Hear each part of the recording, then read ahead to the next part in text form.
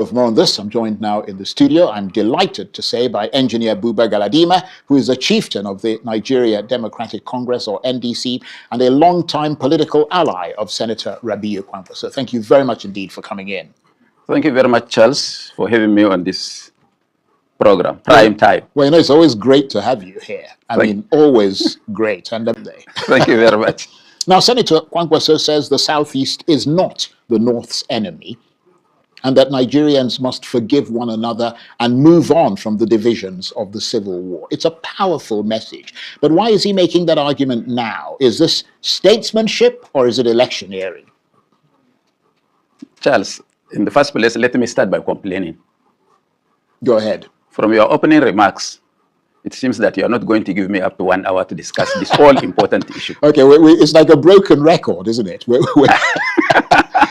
Well, let's try and make the most of the time that we've got. Thank you very much. Thank you very much. And I will talk less and you can talk more. Thank you. You're welcome. I saw what the senator has said. That's a point that you've been making for a while. For a long time. And that statement was meant to address contemporary issue on the table in Nigeria, more so in northern Nigeria. Because those of us from this part of the country that had supported the Obi Kwankwaso ticket are being called several different names by ignorant people who have no history of the Nigerian state. If they had what Kwankwaso said, it's not new, because during the First Republic and before the First Republic, I mean before independence, the northern leaders led by Ahmadu Bello, the Sardauna of Sokoto, Kashim Ibrahim, the former governor of Northern Region, Makaman Bidda, and a host of others had worked together with the NCNC under Dr. Nnamdi Azikiwe, Dr. Endele. Have you heard that name before?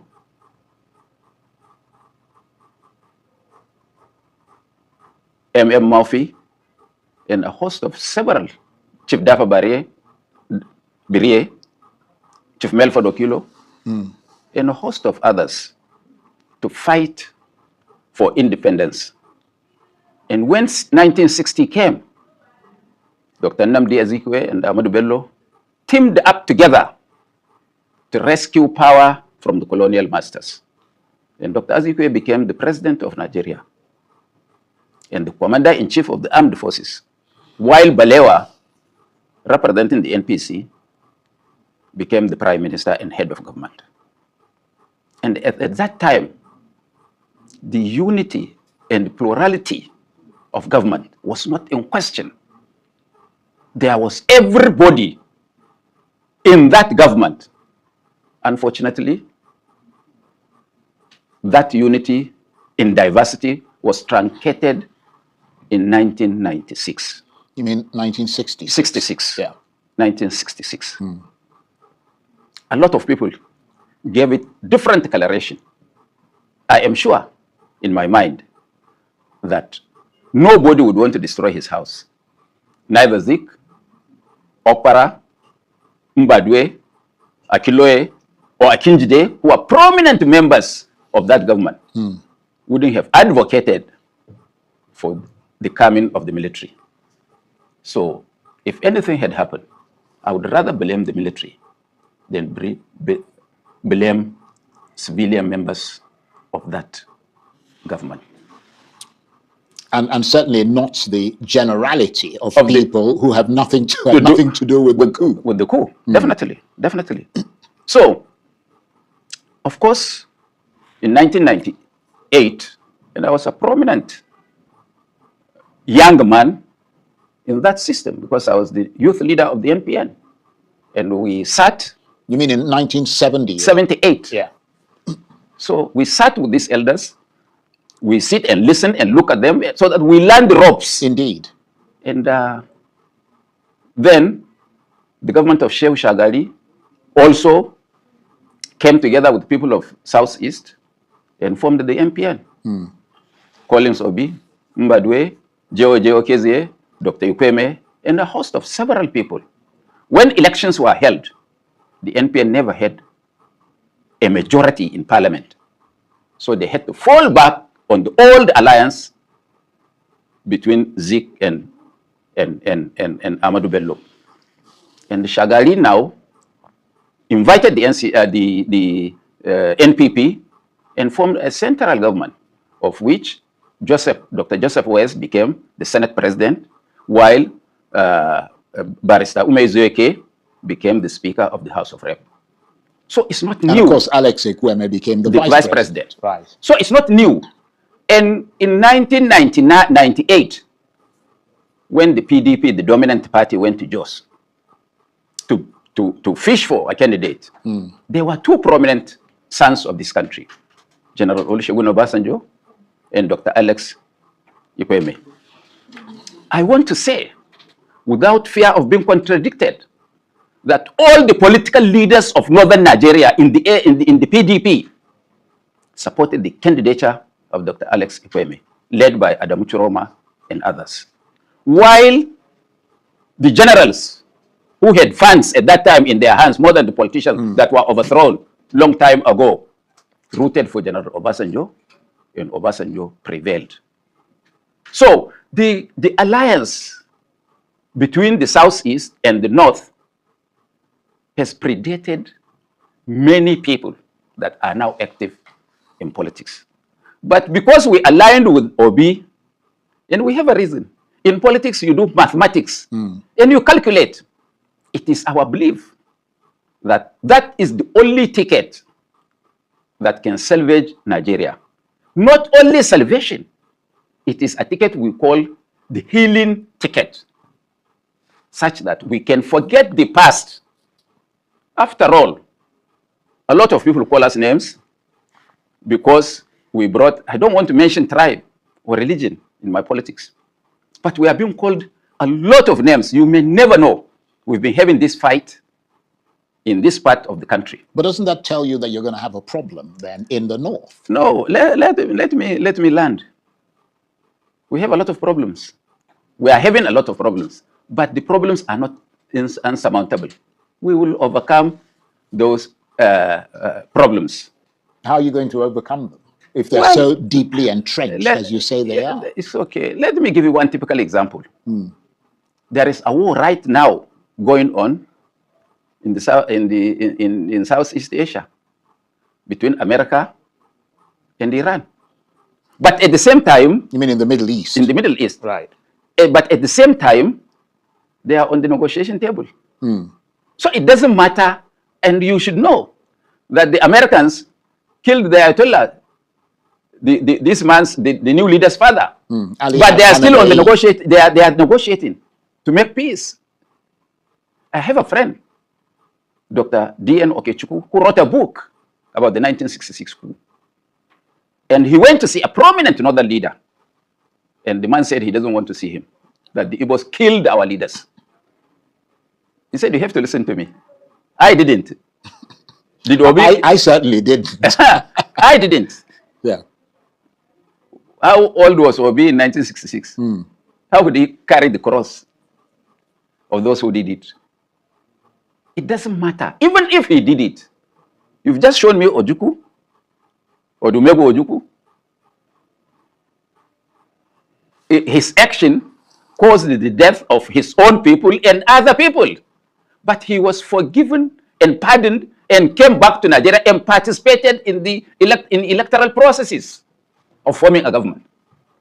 So, if, for example, let's assume that what these people are saying is true,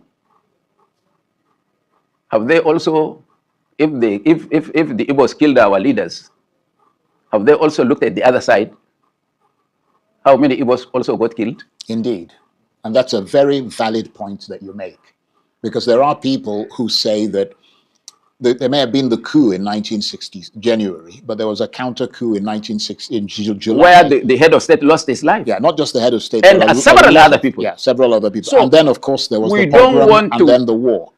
If we are in one country and we refuse to synergize, do we continue with this friction?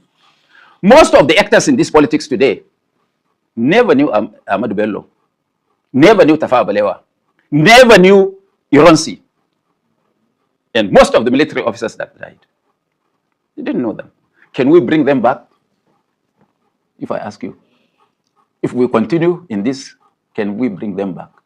So we decided as people, at least me and Kwankwaso, that we will, even if it's an attempt, we should attempt to heal the wounds of the past. This is why we call this a healing ticket for the nation. That is a very, very profound statement that you made and that you're making. We will make every sacrifice possible to bring about this healing, among the Southeast and the North. I don't mean to reduce the weight and the size of what you're saying, but I mean, is this a truly national project? Because you sound like it is, or is it merely political mathematics? I can bring Dr. Okechukwu. You know Dr. Simon Okeke? He's the greatest Igbo man around this part of the country. The former chairman of the Police Service Commission. You ought to know him. He's one of the greatest Igbo leaders. I had been on this project with him for over 2.5 years. And it has yielded some results. Do you want to know the results? Yeah, go ahead. One, for the last 1 year, can you point out to me one Igbo man who has gone out to voice for Igbo presidency? We are making Peter Obi Nigerian president, not Igbo president. Can anybody in Nigeria point out to me? Now, when elections like this always come, there are issues coming from Southeast. People are being attacked. Maybe Southeasterners have been attacked here. Can you remember the last time there was a skirmish between Northerners and Southeasterners in the South or in Northern region? Is that not a credit? Some people had done it. If you do not communicate, you cannot understand each other. Indeed. And this is what we had set out to heal. And we had looked at several issues. What are the problems of Nigeria? And we specifically also zeroed on what are the problems of Northern region. And part of which is security, part of which is agriculture, part of which is education. And Obi had agreed if he becomes the president of Nigeria, he will not only as a person address these three issues, but he will make us part of those who will work on these issues. If the government fails, it would not be Obi, but it is us who are part of trying to see what can be done about this security in northern Nigeria. We have been called several names. We are bringing an Igbo man. And unfortunately, it's not only the government of APC, even some opposition political parties, instead of us fighting our common opponent, that is the APC and its government, we are fighting ourselves. And we asked, where did we pick Obi from? Where did we get Obi from? We got Obi from Atiku. He was his vice presidential candidate. Atiku ran with Ben Obi, Senator Ben Obi, as vice presidential candidate. He ran with Peter Obi as vice presidential candidate. He ran with Okowa as vice presidential candidate. Now we are hearing he's going to run with Amechi as vice presidential candidate. So, can anybody supporting Atiku be right in denigrating us that we are promoting Igbo people? Is that Atiku's people who are doing that?